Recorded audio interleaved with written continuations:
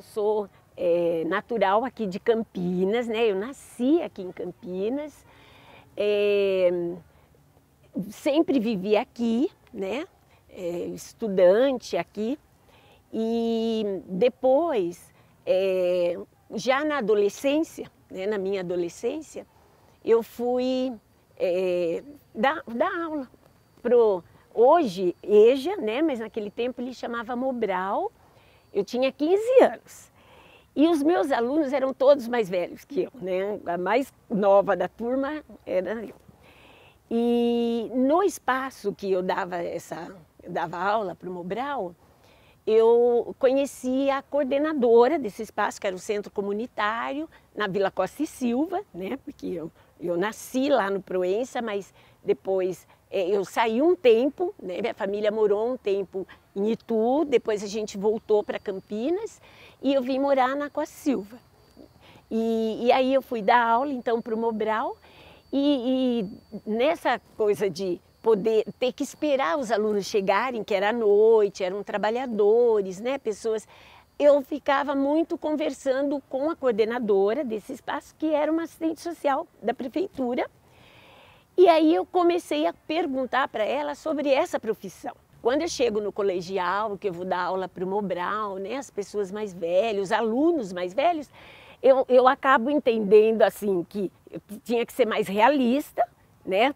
Poderia até ter a possibilidade de um dia chegar na universidade, mas não seria médico, né? Com certeza. Querer ser médico como profissão de adulto era o sonho de toda criança, mas criança pobre ainda, de periferia, né?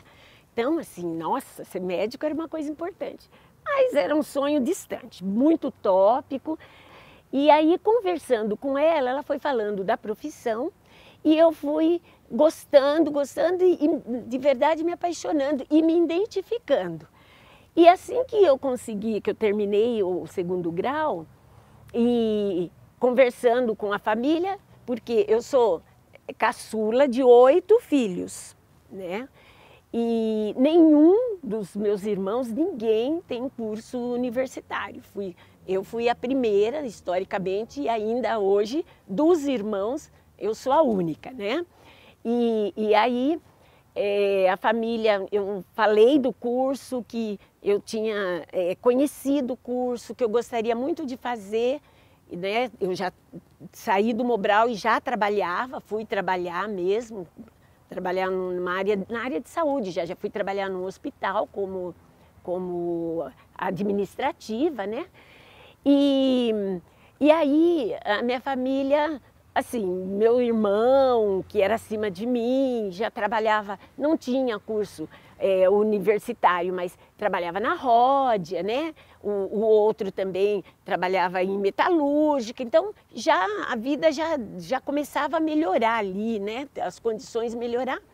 E aí eles decidiram, bom, olha, presta o vestibular, né? E vamos ver também se você passa, e eu passei.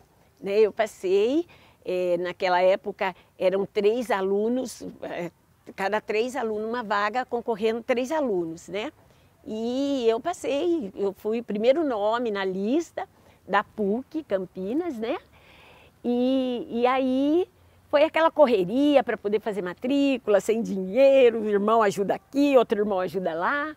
E eu fui fazer a faculdade de serviço social. Eu trabalhava o dia todo no hospital, antigo Hospital Santo Antônio.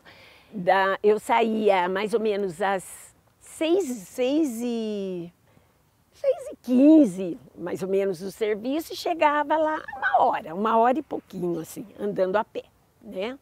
Com o tempo a gente vai acelerando o processo, vai andando mais, aí já vai diminuindo um pouco o tempo. E assim, é uma história tão... assim, eu falo que é uma história bonita de vida para mim também, né? Porque eu levava almoço, né? Assim, a família era simples, pobre, então eu levava almoço de casa, almoçava lá no hospital e ia para a faculdade sem dinheiro, ia jantar quando voltasse em casa. E aquele tempo o curso de serviço social terminava às 10h40, mais ou menos, da noite. Eu chegava em casa às vezes meia-noite, né, 20 para meia-noite, aí que eu ia me alimentar e dar conta de fazer os trabalhos que a faculdade exigia, fazer as leituras. Então, foram muitas noites sem dormir, direto, né, do serviço, trabalhando, 6 horas da manhã, saindo da mesa, tomando um banho, tomando café e me preparando para voltar ao trabalho. Mas valeu a pena, assim, sem dúvida nenhuma, valeu a pena. Isso foi eu falo que esse sacrifício e esse esforço foi um prêmio para mim e para minha família, né? E que isso deu condições de eu alçar, pensar em outros projetos de vida, que já não seria a trajetória que os meus irmãos mais velhos tiveram que fazer para ajudar a sustentar a família como um todo, né? Quando eu entrei na faculdade, meu pai já era falecido, perdi meu pai, tinha 16 anos. E minha mãe trabalhava de empregada doméstica, minha irmã acima dos meus irmãos que cuidava da gente. Depois minha mãe passou a ficar em casa e minha irmã foi trabalhar, também em metalúrgica. Mas, assim, sempre a família valorizando a educação, né? Ela não foi possível anteriormente porque o número de filhos era muito grande, né? Mas quando chegou na minha vez, houve um empenho da família toda. A minha trajetória, né, pegando aí um pouco do tempo que eu fui aluna da PUC, né, assim, por mais preconceito, lógico, racismo, isso foi a vivência inteira, né? Desde que eu me sinto por gente, eu vivi situações dessas, né? Mas no meu curso, né, nós éramos em 76 alunos e éramos mais ou menos em umas 13 alunas negras, tudo mulheres, só mulheres e tal. Então, isso me ajudou a me sentir mais inclusa na PUC, né? Não tive essa dificuldade, esse racismo não era uma coisa tão latente. E aí, assim que eu me formei, surgiu uma vaga para trabalhar. Enquanto aluna ainda, a universidade estava saindo da Santa Casa e vindo para cá, né, e abrindo, ampliando o quadro de faculdades dela aqui no campus, e abriu uma série de concursos. Eu ainda estava no 2º grau, eu prestei vários concursos para técnica de laboratório, porque eu fiz o meu curso de 2º grau, eu fiz o curso em técnico de química, técnico em química, né? Era o meu curso. E aí eu prestei, mas também tinha vaga para, chamava auxiliar educacional, que iria trabalhar com o profissional de serviço social. Como eu, né, já me senti integrada ali e já estava pensando nessa possibilidade do curso, né? E aí entrei no curso, eu prestei então como aluna para auxiliar educacional, que depois mudou para auxiliar de assistente social, né? E eu passei também. E aí eu já tinha minhas irmãs, todas, nós éramos hoje somos em 4, mas nós éramos em 5 mulheres, todas as minhas irmãs foram funcionárias aqui da Unicamp, né? 2 foram do restaurante, uma foi aqui da reitoria e a outra da saúde, do hospital também, das clínicas, né? E então, e elas motivavam, não, tem que prestar concurso público, olha, concurso público para não ter que ser empregada doméstica, para melhorar tal. E eu prestei o concurso e passei. E nas escolhas, eu passei também como técnica de laboratório, mas na escolha eu preferi ser auxiliar educacional.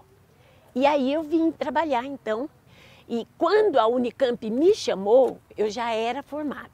Nesse inteirinho, eu me formei e surgiu uma vaga para trabalhar na prefeitura municipal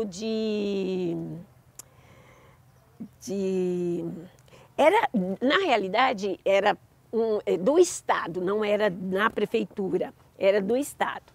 E o Estado tinha, então, assistência social em parceria com os municípios e Nazaré Paulista estava precisando de uma assistente social. E aí eu fui para lá trabalhar, porque a Unicamp não tinha chamado ainda no concurso, eu fui trabalhar como assistente social lá em Nazaré Paulista, né? E eu cuidava da questão da assistência do município. E naquele tempo eu já namorava, estava noiva, meu noivo era daqui e eu sozinha morando lá, morava numa pensão e trabalhava lá, tinha dificuldade, não vinha todos os finais de semana e tal. E a gente marcou a data de casamento e coincidentemente a Unicamp me chamou. Isso foi em 85. Em 85. Eu casei em 85 e vim para a Unicamp em 85. E aí eu tive que dar um passo atrás na minha profissão, porque lá eu já era assistente social, mas aqui eu tinha entrado como auxiliar de assistente social. Então eu fui trabalhar auxiliando, abrindo prontuário para os pacientes. O hospital estava começando ainda, não tinha muita construção aqui, era tudo barro, né? E eu trabalhando, e aí foi aumentando o serviço social, ele virou um departamento, o serviço social. E aí várias especialidades, assistentes sociais que tinham prestado concurso, que vieram, né? Foram trabalhar e eu fui trabalhar na especialidade de nefrologia, junto com assistente social de nefro.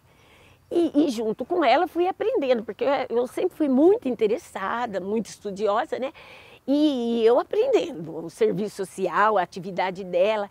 E quando ela precisou sair de férias, não tinha assistente social para cobrir e eu fiquei no lugar dela, cobria como auxiliar de assistente social, mas já executando algumas coisas porque eu já tinha o meu CRES, né? Eu já tinha meu conselho regional. E aí, trabalhando, eu fui aprendendo assim, o trabalho da nefro e tal. E nisso, então, explode a questão do HIV/AIDS, né? No Brasil, no mundo, e começa-se, então, um atendimento, um programa de HIV/AIDS. E criam-se os ambulatórios. E aí eu saio da nefro e vou ajudar a assistente social, que foi trabalhar, então, no programa de AIDS, naquele momento. E fui aprendendo com ela também no atendimento, né? Olhar como é que era o atendimento e tal. Eu trabalhava, não era diretamente com os pacientes, porque eu ainda era auxiliar. Aí surge um processo, né? Dentro da universidade, um processo chamado de progressão, e eu presto então, eu e mais, nós éramos em 5 assistentes sociais, todas trabalhando como auxiliar de assistente social, porque todas, quando prestou, éramos alunas, né? E aí, nesse processo, tinha uma vaga para assistente social e eu passo no processo. Então fico em primeiro lugar e passo a ser assistente social. Quando eu passo a ser assistente social, a vaga é para o pronto-socorro, né? E aí, nesta vaga para o pronto-socorro, a gente começa a atender, o pronto-socorro atende tudo e começa a chegar os casos de HIV/AIDS, e aí eu já fui indicada dentro da equipe, como tinha chegado, recém-chegada, que ficaria responsável para atender mais direcionado e focalizado esses casos que chegavam. E eu tinha pavor, porque a gente não sabia absolutamente nada. E a gente via as ambulâncias chegarem, aqueles motoristas pareciam um ET, todos paramentados de máscara, aquela máscara enorme, 2 luvas, e os médicos que vinham atender, eu ficava apavorada. Eu cheguei a entrar até debaixo da mesa, de pavor, de não querer atender os pacientes. Mas, por uma exigência de trabalho, olha, você é um profissional, essa questão está chegando, está demandando e você vai ter que atender, não tem jeito. Era algo muito novo para a gente que estava chegando, né? Uma doença, chegou para a gente, é uma doença de gay, né? E daí, de repente, essa doença de gay que estava lá, que era elitizada, pessoas que tinham viajado para fora do país, né? E chega, e de repente a coisa foi interiorizando e chegou aqui em Campinas, né? E a Unicamp, a USP, empenhada, lógico, um hospital de ponta, nível terciário, teria que investigar. Mas aí a gente foi indo e foi entendendo, Mas para que a gente pudesse trabalhar mesmo especificamente, poder entender de fato o que era, nós tivemos que passar por muita formação.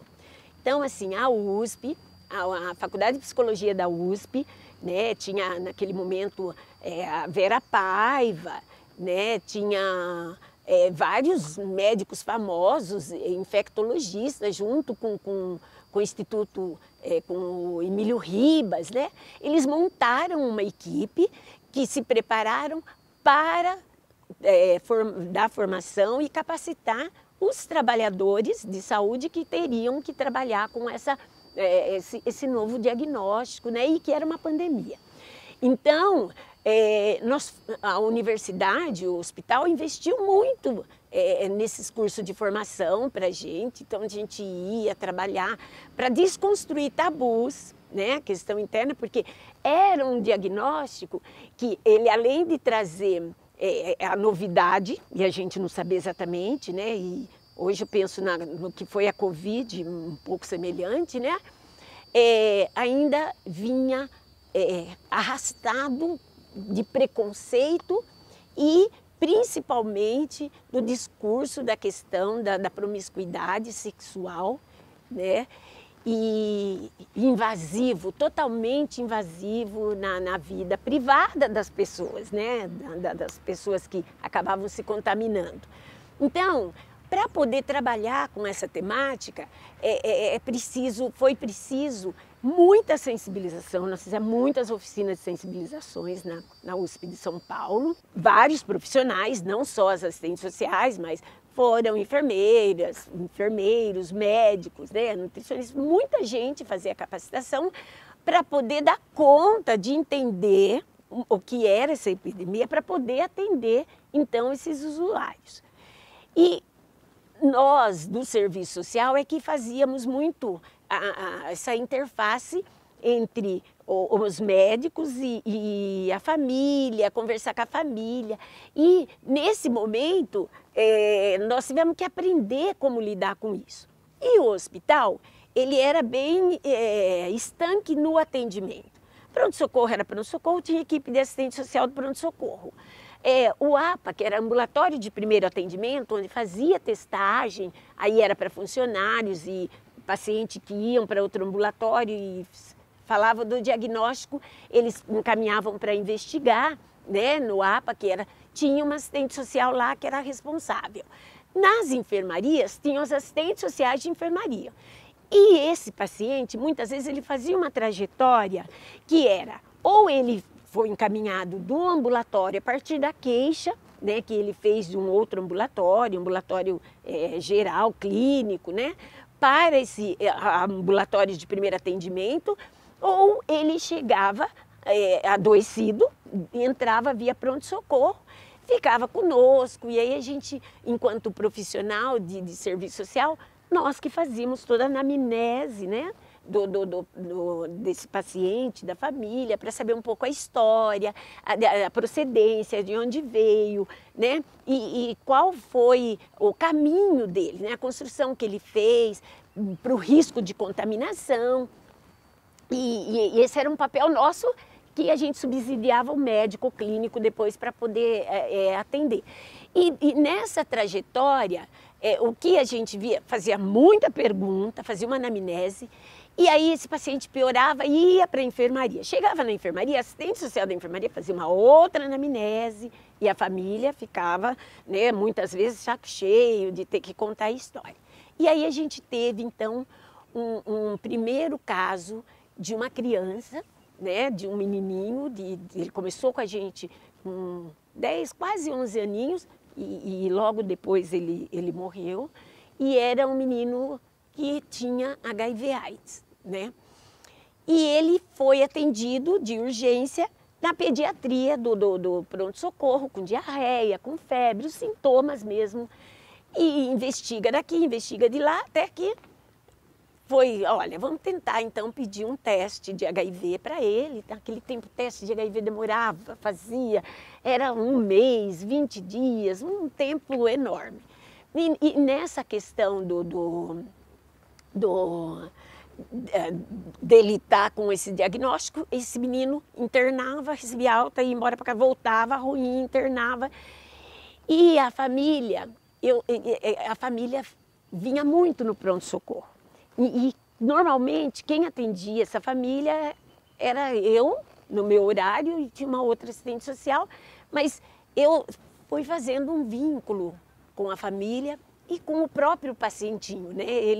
Com ele também. Ele era um menino bastante arredio, ele cheirava cola naquele momento, ele não tinha mãe, ele tinha perdido a mãe, então ele estava no momento entrando para a pré-adolescência de bastante conflito.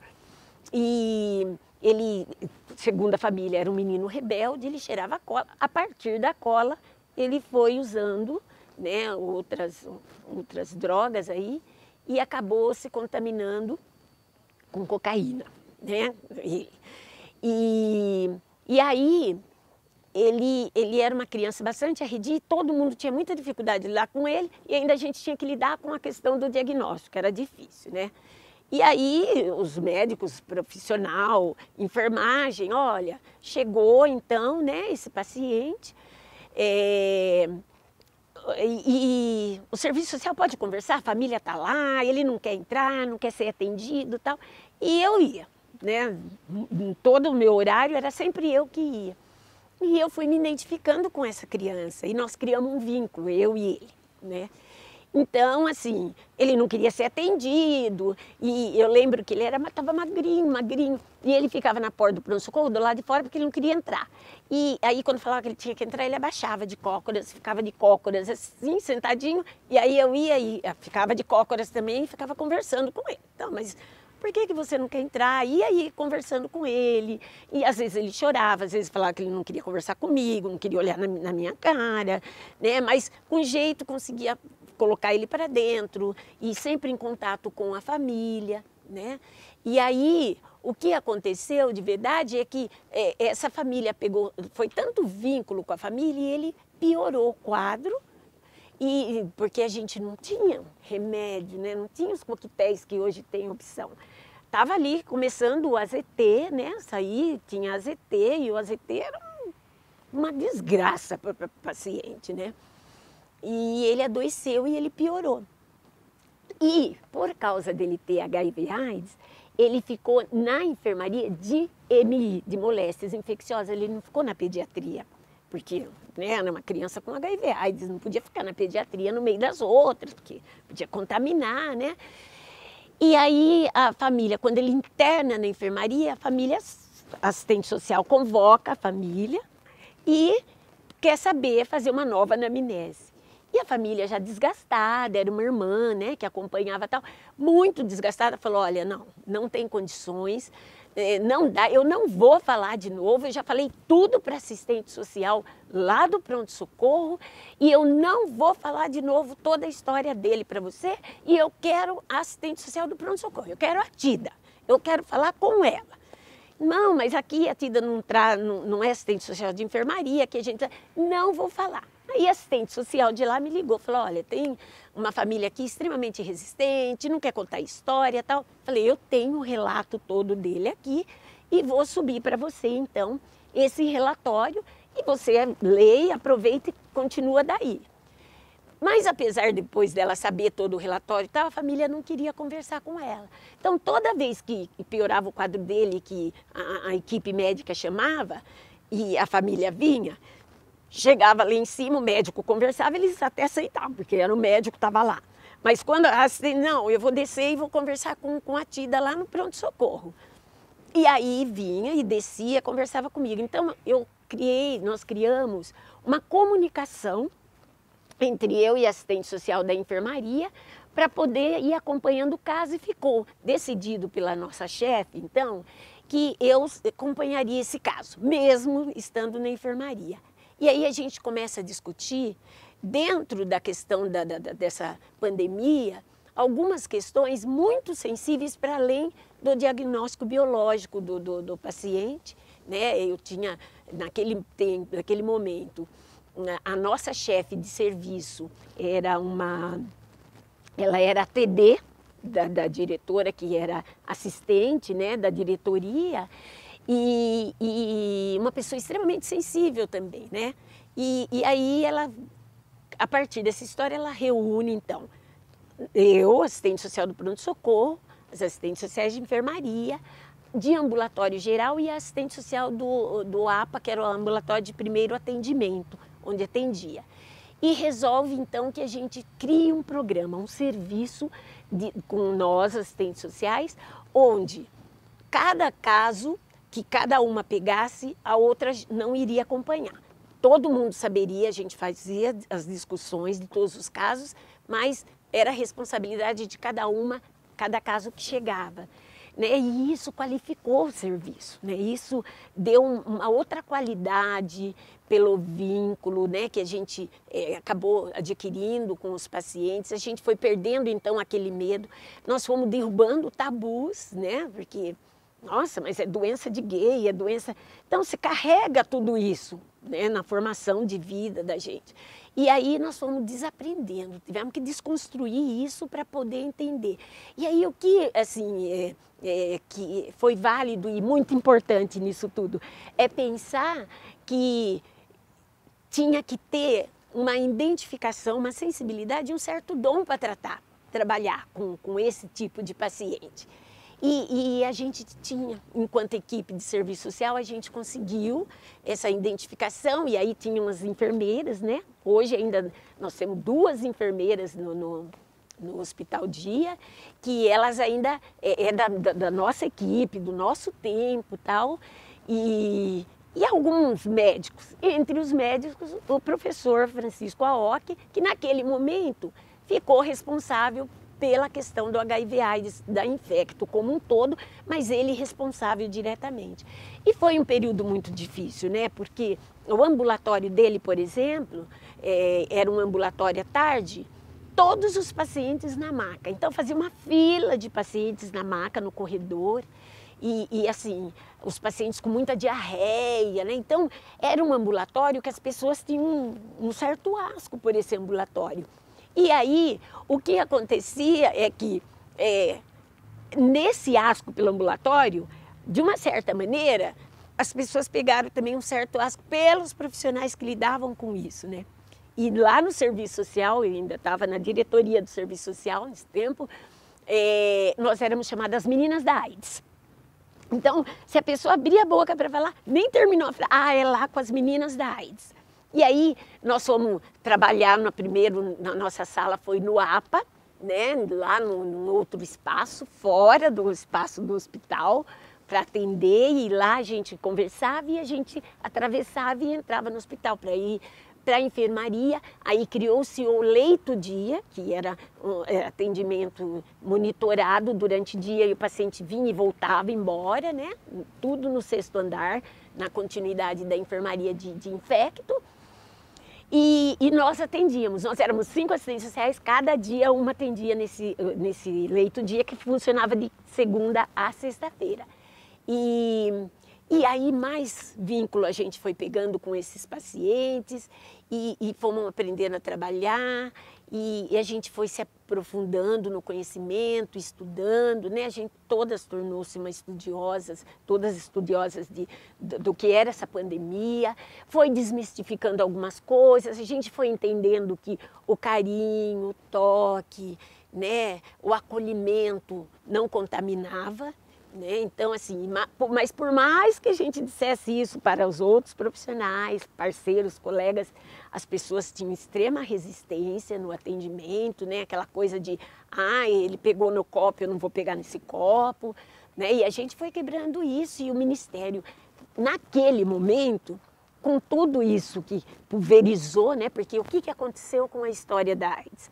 Ela começa, então, na classe média, média alta, né? Ela começa fora do Brasil, e depois, quando ela chega aqui, ela é uma doença mais de capitais, com uma população de classe média, média alta. Aí ela vai interiorizando, né?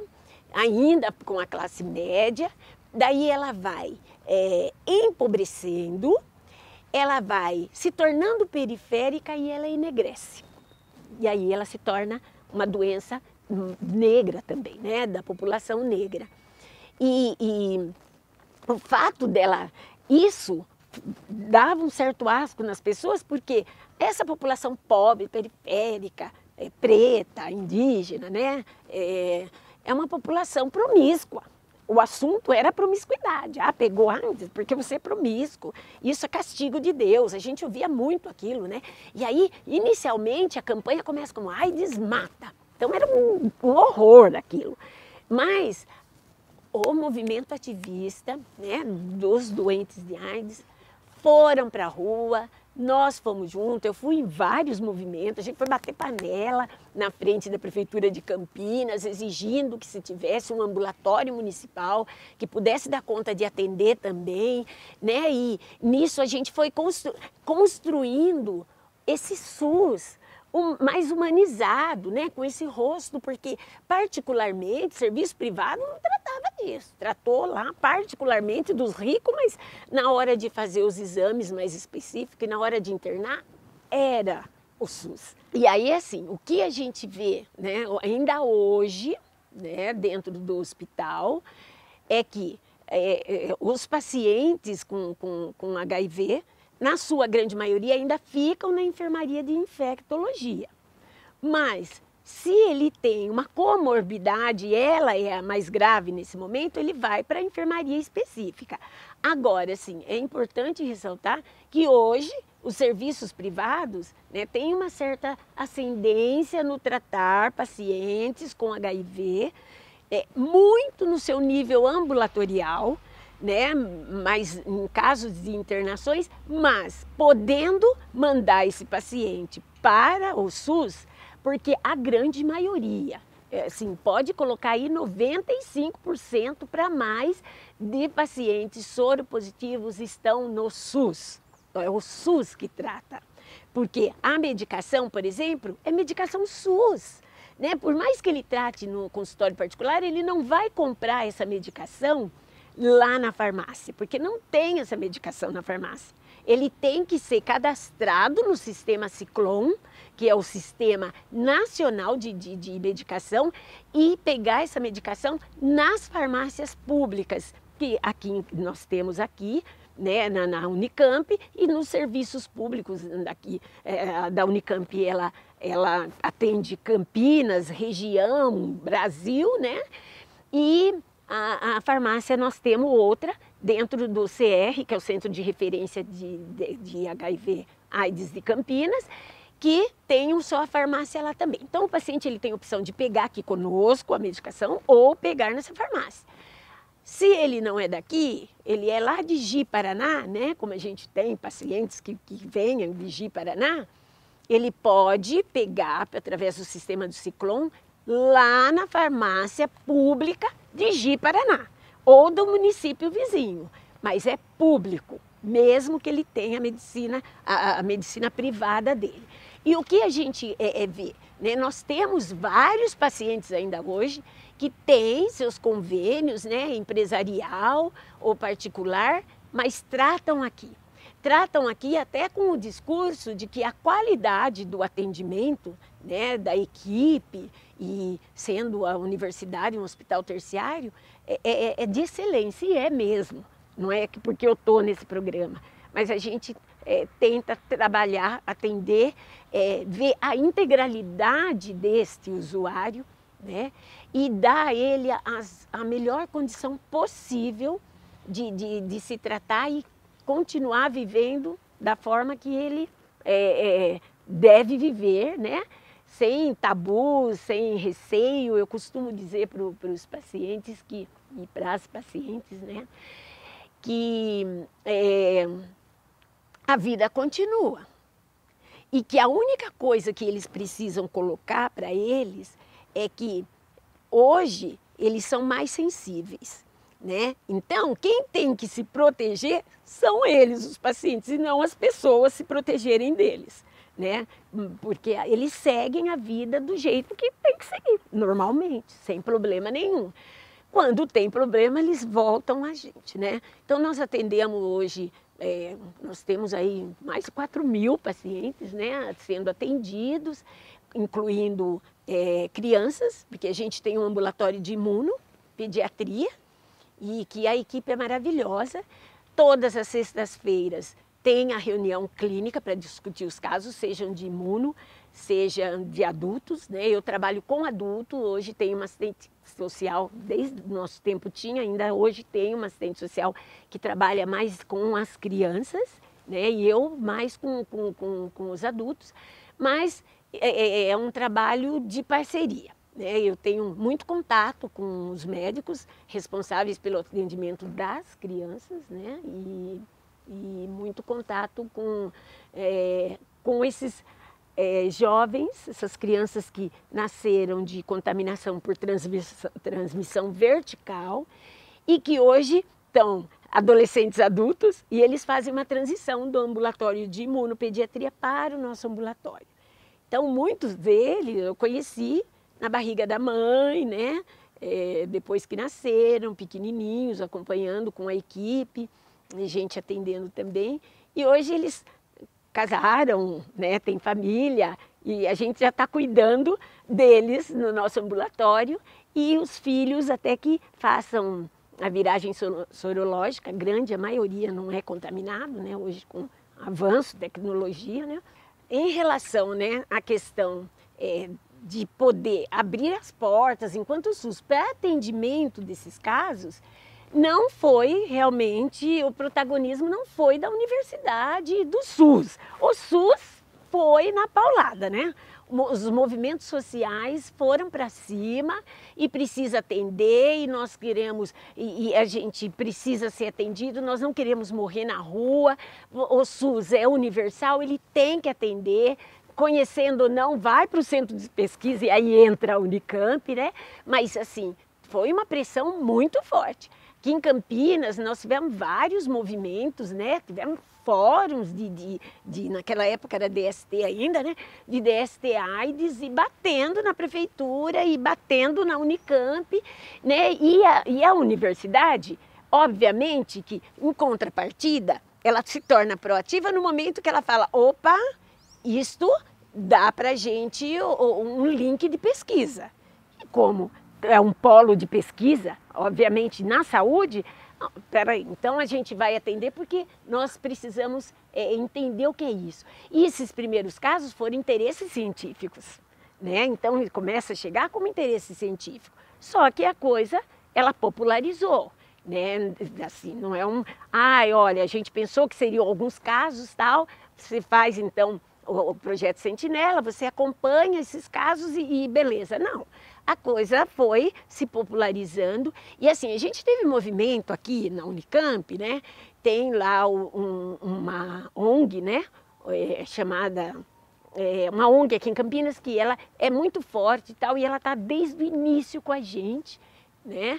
E a pessoa responsável por essa ONG, ela pegava as pessoas caídas na rua com sintomas e tal, e vinha e trazia no pronto-socorro. Ai, a gente não vai atender, porque não, vocês vão atender. Ele tirava o usuário ali e punha na porta da Unicamp, mas ele vinha às vezes com 4, 5, vocês vão atender. Então, meteu o pé na porta, sabe? Não teve escapatória, nós vamos ter que atender, nós não somos SUS, então agora a gente vai atender. E aí, em contrapartida, também aproveita para fazer, então, o núcleo de pesquisa, né? Então, a gente teve lá um núcleo de pesquisa que funcionava no prédio do CIPOI, com a equipe de infecto, que começa, então, a discutir a questão farmacêutica da doença, né?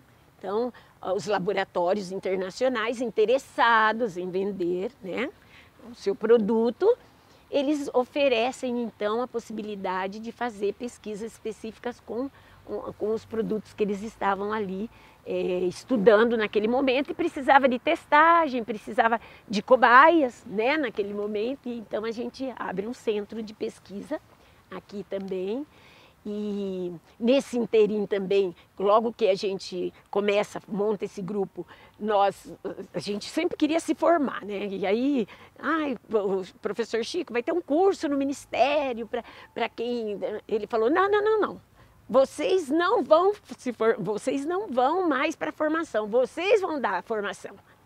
ele fez, falou, agora é hora de vocês estão mais que formadas. Naquele momento, o movimento ativista ele estava forçando, né, o Ministério da Saúde, então que cria um programa, a capacitar profissionais e expandir o atendimento no SUS, né, seja a nível primário, na atenção básica, o secundário, o terciário, mas precisava atender, né, e então precisava capacitar essas pessoas.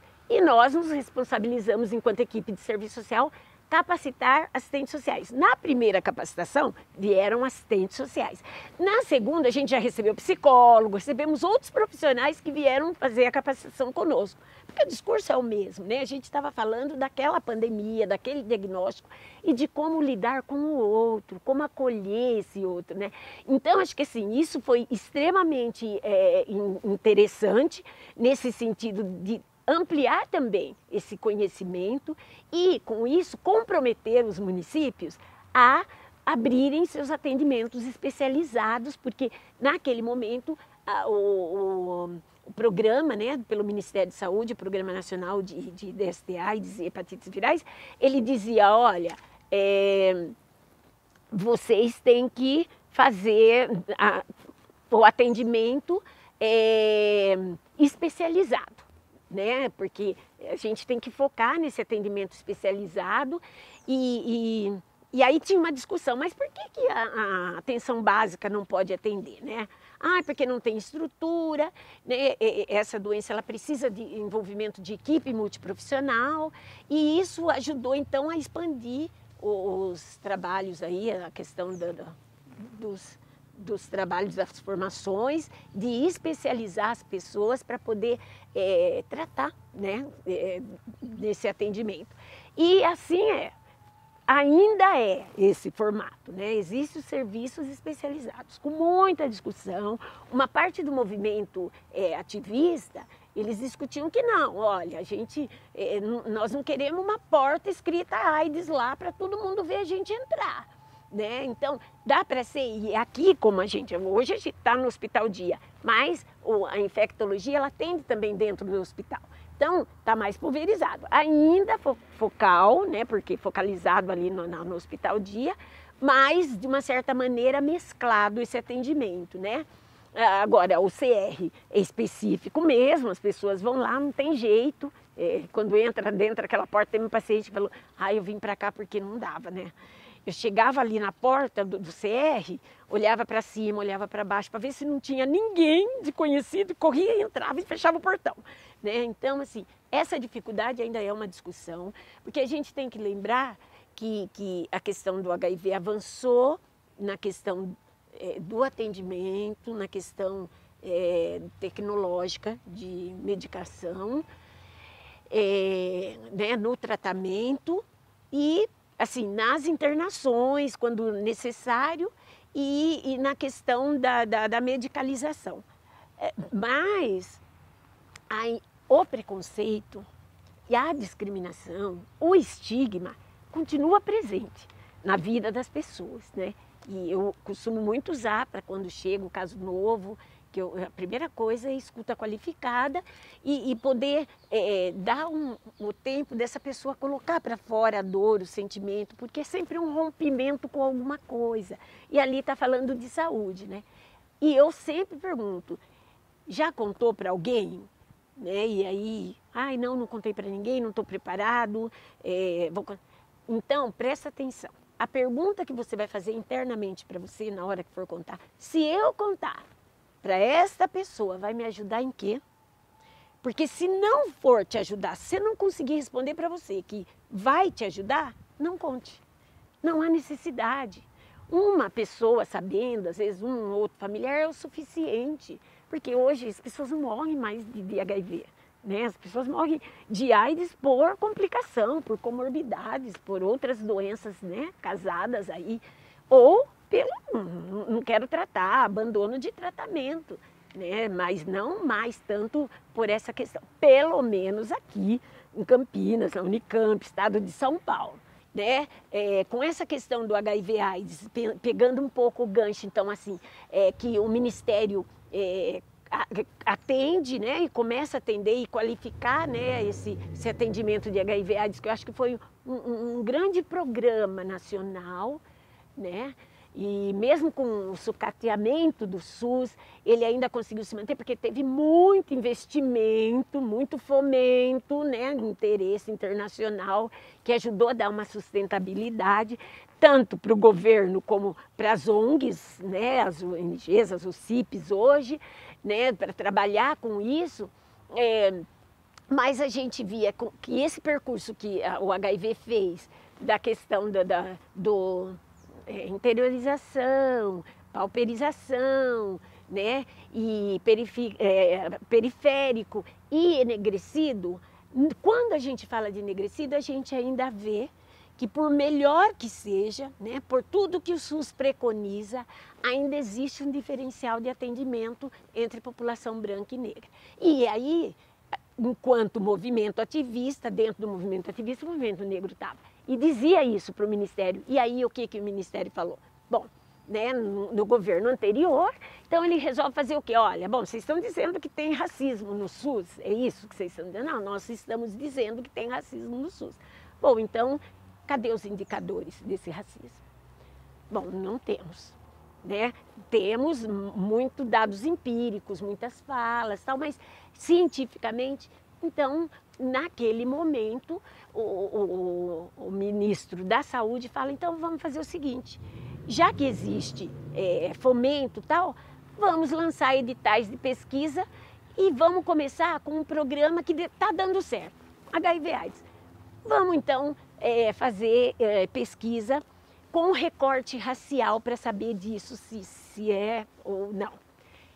E aí, o professor Francisco Aoki aqui, sabendo, ele me chama, né, porque ele já sabia que eu também faço parte do movimento social, movimento feminista de mulheres negras e tal. Ele fala, olha, abriu um edital. Vocês querem entrar nesse edital? Eu posso, como docente, assinar para vocês, tal, não sei o quê. Tá, então debrucem para escrever o edital. E aí sentamos nós, assistentes sociais e aprimorandas que nós tínhamos naquele momento, e escrevemos, pegamos um eixo da pesquisa que fazia um comparativo entre população branca e negra que chega no atendimento de um hospital de nível secundário, de nível terciário e quaternário, para atendimento de HIV. E o que a resposta dessa pesquisa nos mostrou? Depois, isso foi de 2007 a 2009, ela nos mostra que a população negra faz um diagnóstico mais tardiamente. Ela chega mais adoecida no hospital e descobre aí a questão da contaminação, então ela faz esse diagnóstico mais tardiamente, a gente faz essa devolutiva para o Ministério, foram 17 pesquisas, aí fizemos então um grande evento, né, para dar visibilidade para a sociedade dos resultados de pesquisa, todos muito parecidos, pesquisa no Nordeste, no Sul, várias pesquisas. No ano seguinte a gente publica, então faz uma publicação de um livro, HIV/AIDS, Práticas e Saúde da População Negra, Práticas e Teorias, mostrando essa dificuldade porque o racismo é estrutural. E eu senti, então, esse racismo estrutural aqui na Unicamp, né, quando a gente faz a devolutiva e a partir do que a gente produziu enquanto pesquisa, eu quero fazer então meu mestrado. E eu bati em muitas portas e foram muitas portas fechadas. Ah, o tema é interessante, mas agora não tenho vaga, alunos, e era sempre um não, né, aquele não todo com tapinha de pelica e tal, mas foram muitos nãos. E aí, assim, era pesado sentir esse racismo, né? E isso fez com que eu demorasse tanto para chegar no mestrado, dentro de uma universidade, né? De uma faculdade de educação, uma universidade, né? Que educa.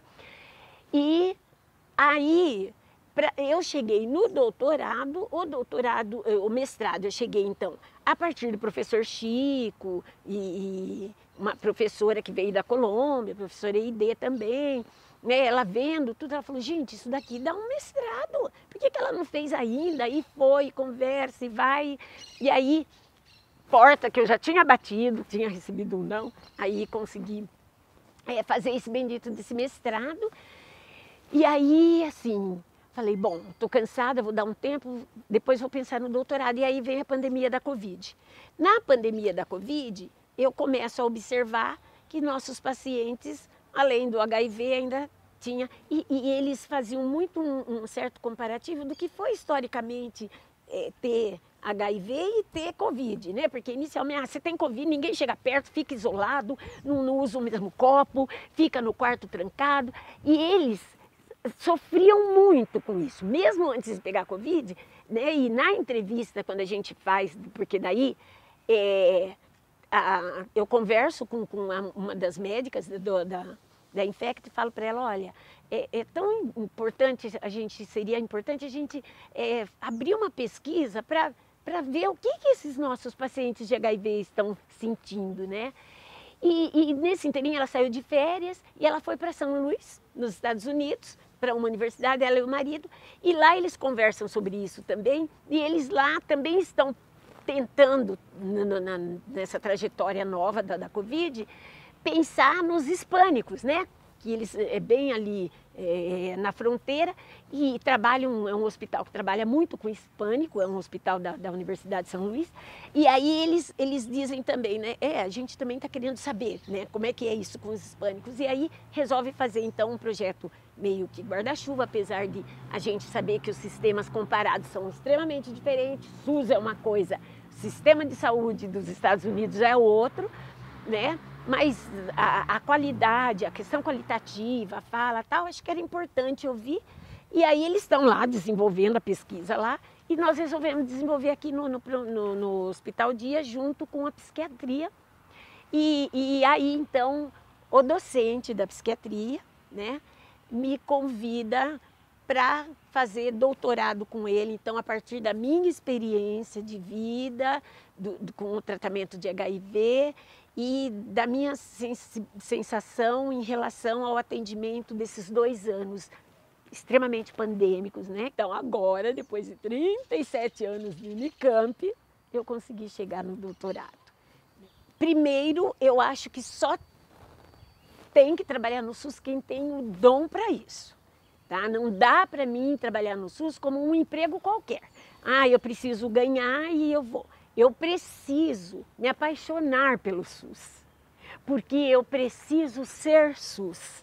A partir do momento que eu, de fato, eu me entendo como SUS, parte integrante desse sistema único, qual é o diferencial? O diferencial é a forma como eu vou acolher, como eu vou atender, como eu entendo que deva ser um atendimento de doença, né? Porque aqui as pessoas vêm buscar a saúde, ninguém vem aqui saudável no hospital. Então, atendimento de doença, mas que ele faz esse intercâmbio, né? Saúde e doença, né?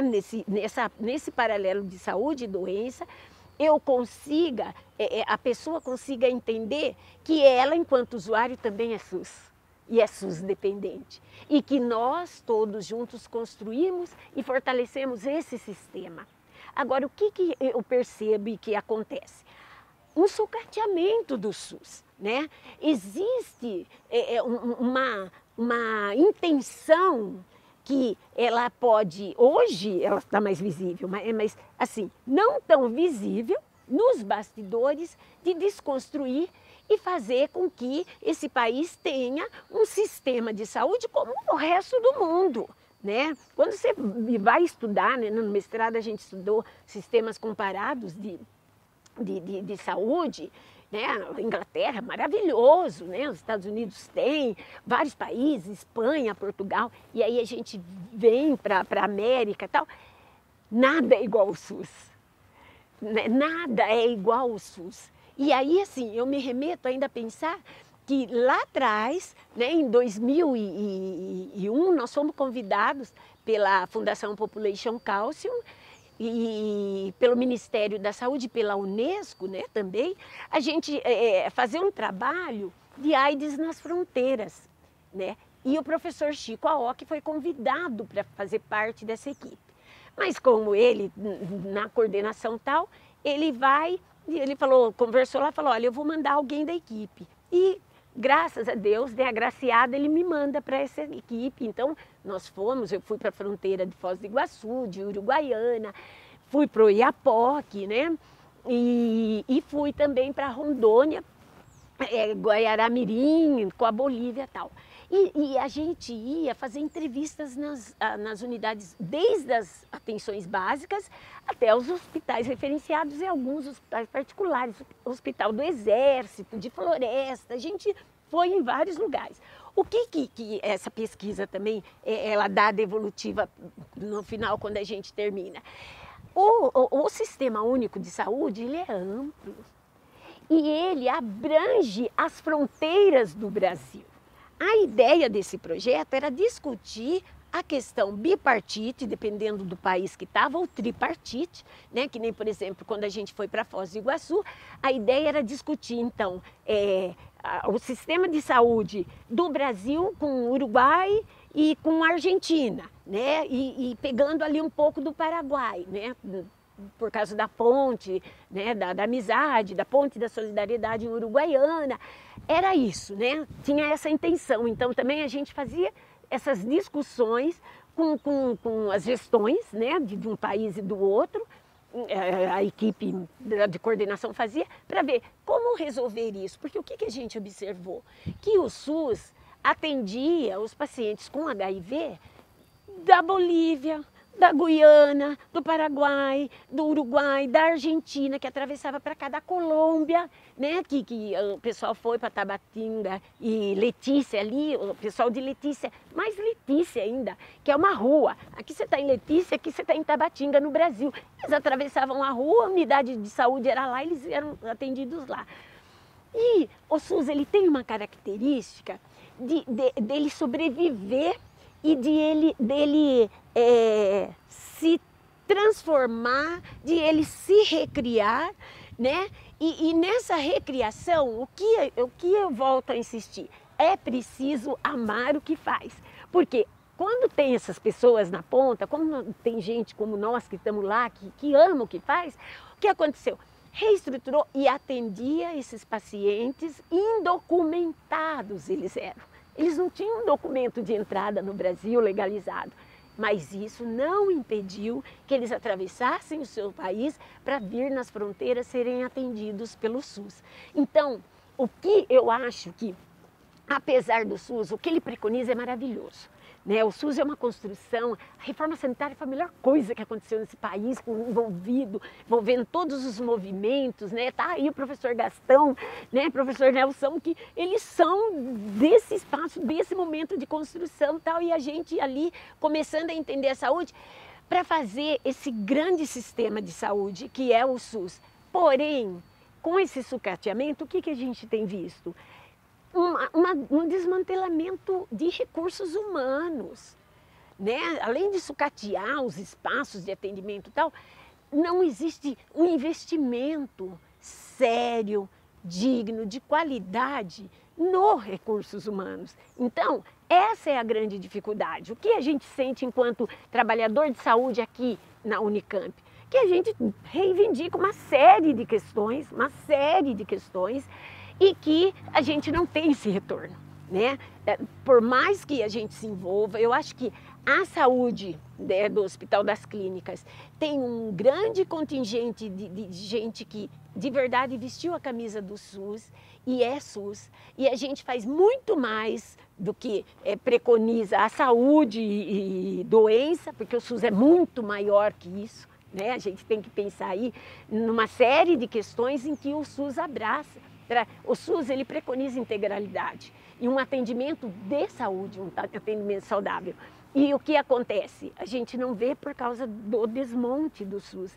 Então, assim, nós passamos por essa questão. Naquela época, quando a gente começou, eu acho que houve mais investimento nas equipes e tal, mas havia muito fomento, né? Então, isso...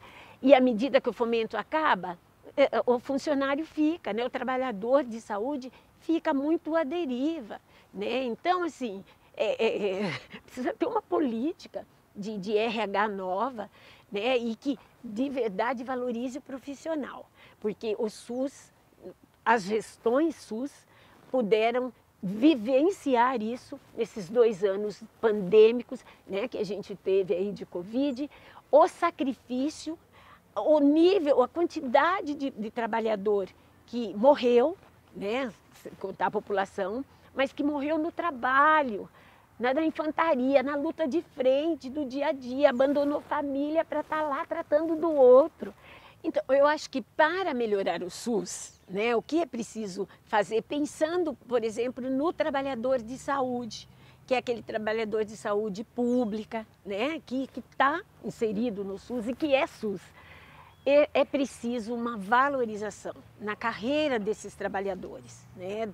E quando eu falo de trabalhadores, eu não quero fazer distinção desde aquele trabalhador que está lá nos serviços gerais limpando. Ele também precisa ser valorizado e visibilizado, porque ele é muito invisível, né? A gente precisa fazer uma clínica ampliar essa clínica de maneira que ela chegue, ela saia, né, desse contexto de médico centrado para uma equipe mais descentralizada, envolvendo todos os atores dessa área de saúde e abarcando então o usuário, que ele também tem que ser cuidador. Ele também tem que ter controle social. E o trabalhador de saúde, o que nós estamos sentindo assim, é um cansaço. Por isso, a necessidade de valorização do trabalhador na área de saúde, né? Seja ele em que instância e em qual função ele esteja, né?